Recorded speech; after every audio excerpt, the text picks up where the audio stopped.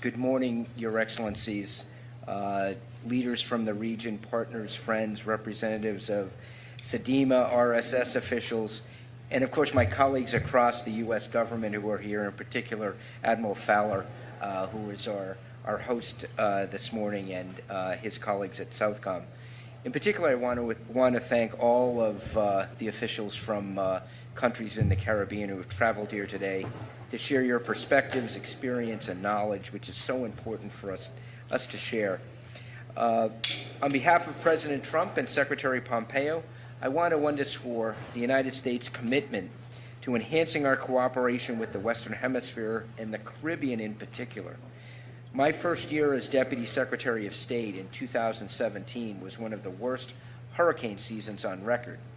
Today, I'm glad to join with my U.S. government colleagues, delegations from 18 Caribbean nations, and critical disaster response organizations to build our resilience and ultimately save lives and livelihoods. Our nations are bound by shared history, common interests, and deep social ties. As we look to strengthen those bonds, we continue our focus on promoting prosperity, security, health, education, and energy. Through conversations I've had with many of you over the last 2 years, I've learned that we all agree on the need for sustained collaboration on disaster response and resilience.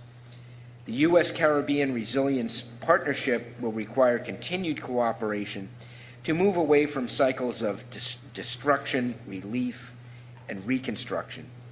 Together, we can prevent situations in which natural disasters are compounded by exploitation and opaque deal-making. They can weaken institutions and undermine vulnerable economies. We all come to the table today as neighbors and friends who understand that our successes and failures are intertwined.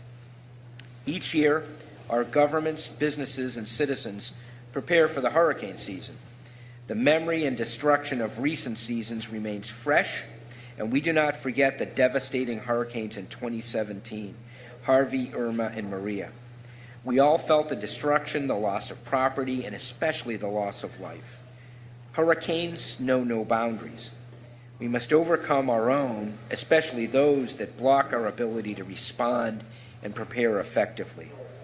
The broad range and depth of topics we'll address during today's discussions will build a strong foundation of partnership and collaboration around disaster risk reduction and response. Our task today is to bolster our existing efforts and explore new avenues for cooperation. The United States brings 10 different U.S. government organizations to the table today to deliver on our commitment to enhanced engagement. The agencies represented here span the range of the entire foreign policy spectrum, from diplomacy to development to defense. And I look forward to working with you today. As neighbors and partners in this hemisphere, we will be more resilient. Thank you very much.